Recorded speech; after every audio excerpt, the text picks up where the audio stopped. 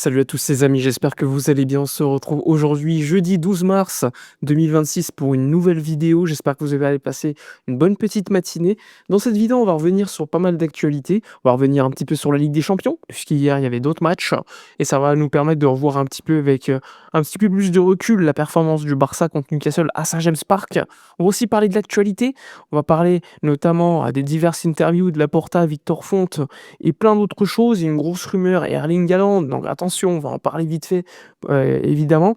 Bref, toute l'actualité, il y a beaucoup de choses à dire, donc installez-vous tranquillement dans votre fauteuil, likez la vidéo, boostez la vidéo, abonnez-vous sur YouTube, les gars, c'est super important, et abonnez-vous également sur mon canal Discord, Twitch, tous les détails sont en description de vidéo. Alors on y va, comme promis, on débute par la Ligue des Champions, vite fait. Vous l'avez vu, hein, hier, on a pu voir que n'importe qui pouvait perdre. Ce qui m'a frappé personnellement, c'est de voir que toutes les équipes du top 8 hors Bayern Munich n'ont pas gagné leur premier match, le match aller, le match à l'extérieur. Ce qui démontre que la performance du Barça à Saint James Park, c'est pas du hasard déjà, parce que toutes les équipes déjà, à part le Bayern, étaient dans une situation similaire, c'est-à-dire un match aller à l'extérieur à aller jouer, mais rappelez-vous que c'est un éliminatoire qui se joue sur 2 matchs, avec notamment le match retour qui, l'année dernière contre l'Inter de Milan, nous avait porté préjudice. C'est pour ça que moi, quand je juge le match aller à Saint-James Park, je disais que c'était un bon résultat de faire un nul ou de gagner. Pour autant, on a fait le minimum, mais ça reste un excellent résultat et les gens ont tendance à l'oublier, sachant que le Barça a quand même des absents, des joueurs qui reviennent, pas forcément, dans le meilleur de leur forme. On peut aussi dire, par exemple, qu'Eric Garcia, qui a loupé le match contre Newcastle, eh bien, il y a eu des tests qui ont été effectués hier. Finalement, pas de blessure, il y a eu une surcharge musculaire. Alors, il est douteux pour le match contre Séville, mais il sera présent contre le match contre Newcastle la semaine prochaine, donc mercredi prochain. Au Spotify Camp Nou à 18h45, hein, mais les horaires, c'est pas possible, sachant que hier, on a pu voir qu'il y a des matchs qui sont quasiment clos, enfin, il y a des éliminatoires quasiment réglés. Ça aurait été cool de nous le mettre à 21h en prime time, quoi. Bon, à 18h45, on sera évidemment en avant-match en live pour en parler. Mais ce qu'on peut ajouter, c'est de voir que cette Ligue des Champions, l'intégralité pour l'instant des équipes qui étaient dans le top 8, à part le Bayern, comme je vous l'ai dit, n'ont pas gagné leur premier match, le match à l'extérieur. Donc ça veut dire aussi beaucoup de choses. Maintenant, ce qu'on peut dire, c'est que le Barça va arriver au Spotify Camp Nou déjà ce week-end contre Séville. Ensuite, il y a le match de Ligue des Champions contre Newcastle à domicile aussi. Puis le match suivant en Liga sera aussi à domicile. Donc 3 matchs de suite à domicile, avec le retour de Gavi probablement sur le banc. Donc ça fait aussi plaisir. Évidemment que le Barça n'est pas dans la meilleure de sa forme, surtout quand tu compares avec d'autres équipes qui ont joué hier en Ligue des Champions. Pour autant, ne l'oubliez pas, le football, c'est beaucoup de dynamique. Le football, il y a des surprises. Le football, eh bien, ça va vite. Parfois, tu es dégoûté, ton équipe n'est pas au niveau. Le lendemain, elle peut te faire une performance complètement dingue. Alors, évidemment, il va falloir retrouver quand même certains joueurs au top niveau. Je pense notamment au numéro 9, parce que je vois pas le Barça aller très très loin en Ligue des Champions sans un numéro 9 buteur.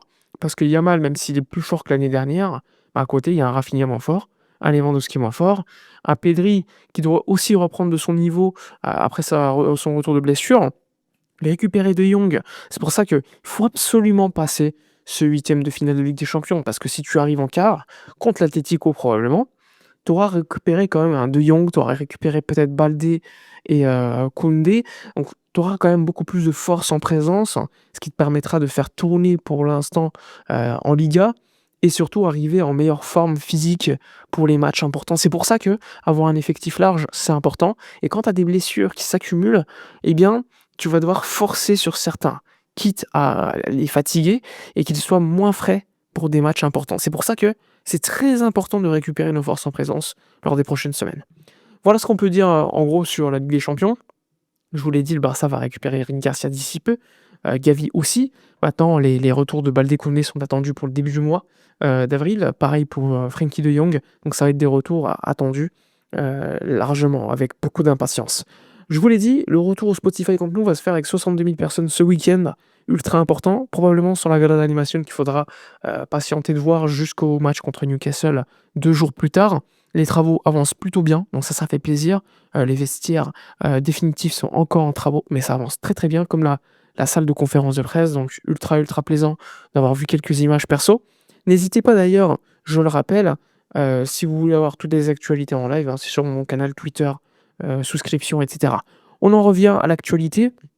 Hier, il y a une sortie de Sport, un journaliste qui a pris en photo les dirigeants de Manchester City, notamment Ferran Soriano, qui est le CEO de City et le directeur sportif de City qui était aussi là, réunis avec donc les représentants donc de l'équipe de Victor Font pour éventuellement évoquer d'une préférence concernant un deal pour Erling Haaland. Alors, quand j'ai vu l'information, personnellement, et je ne l'ai pas prise au sérieux. Il y a certes la photo, il y a la vidéo, ils sont ensemble et tout, mais moi je l'ai pas prise au sérieux parce que je sais qu'on est en période électorale, on est à 3 jours des votes et je sais que par exemple en 2003, Laporta avait fait la même chose pour Beckham, tout en sachant que c'était pas possible. Là, je pense que c'est le move assez similaire de la team Font, sachant que Font est très ami auprès de Ferran Soriano de Manchester City. Ils ont pu se mettre d'accord en disant bon, on se met d'accord, on fait filtrer ça, et au moins bah, ça hype certaines personnes qui pourront voter pour nous. Alors peut-être que je me trompe, hein, mais je pense clairement que c'est ça et c'est une stratégie qui a été déjà utilisée pas mal de fois par des candidats. Moi je trouve pas ça honteux perso, je trouve que c'est une stratégie, comme une autre, qui te permet tout simplement d'attirer un électorat. D'ailleurs hier, vous avez vu, hein, Bartomeu qui s'est exprimé et qui a donné son soutien à Victor Font en disant que il faut du changement, l'équipe de 2003 parce qu'en fait Bartomeu était dans la direction de Laporta en 2003, jusqu'au bout. Eh bien, il a dit: «L'équipe de 2003 a fait son temps, il faut laisser les jeunes maintenant prendre la relève».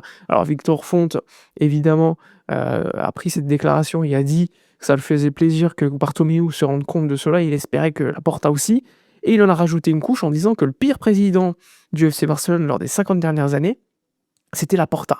Donc c'est une grosse surprise parce qu'on sait tous que c'est Bartomeu, voire, d'autres, présidents, comme, Gaspard. Lui, Gaspard, par contre, il soutient Laporta. Mais ça m'a surpris, personnellement, même si je sais que c'est campagne électorale, ça attaque l'adversaire. Bon, ça a fait quand même passer, Laporta pour ce qu'il n'est pas, mais bon, c'est le jeu. De l'autre côté, Laporta a répondu: «Franchement, si tu as le soutien de Bartomeu, c'est vraiment pas bon signe», en disant de toute façon ça le surprenait pas et que Laporta, enfin que Font et Bartomeu étaient les mêmes. Donc ça, c'est la déclaration de Laporta en une de Sport et il a eu aussi une interview hier à Radio Catalunya où il expliquait un peu la même chose. J'ai envie de vous dire que la campagne me saoule un petit peu parce que depuis, une bonne semaine, on parle que de Xavi, on parle que de Messi, mais pour l'instant, par exemple, le Font, j'aurais bien voulu faire une vidéo, mais il n'a pas présenté son équipe, sa direction. Il a présenté 3 personnes qui dirigeraient donc, le pôle sportif, les jeunes et cetera, mais rien du tout au niveau, par exemple, du CEO, rien du tout, par exemple, au niveau, du board, des directeurs, alors que Laporta a présenté l'intégralité de l'éventuel board qui rejoindrait le Barça. Alors on connaît quelques noms au niveau de Victor Font, comme Jaume Guardiola qui c'est vrai, le vice-président économique, mais pour moi c'est trop léger, on attend beaucoup plus de choses. Malheureusement, la campagne a surtout, mis en avant que, bah, les candidats ont beaucoup parlé de Xavi et de Messi et c'est dommage. Bref, voilà un petit peu l'état où on en est. Les élections seront le dimanche jour de match. Donc, à voir pour l'instant, Laporta part favori, mais je vous l'ai dit, tout peut arriver dans les votes. Tout peut arriver, surtout que Victor Font bénéficie de l'avantage il représente l'opposition. Il n'y a pas plusieurs candidats, il y en a un seul et c'est lui. Et donc, on a vu Marc Syria donner son soutien à Victor Font. On a vu aussi les petites associations de supporters le faire aussi. Donc à voir, hein, attention, attention, même si je pense que Laporta reste favori, il faudra faire attention lors de ce vote de dimanche, je le rappelle. On sera évidemment en live pour débriefer tout cela comme d'habitude. N'hésitez pas à liker, commenter, partager, booster la vidéo. On se retrouve probablement demain pour une nouvelle vidéo et d'ici là, comme d'habitude, portez-vous bien.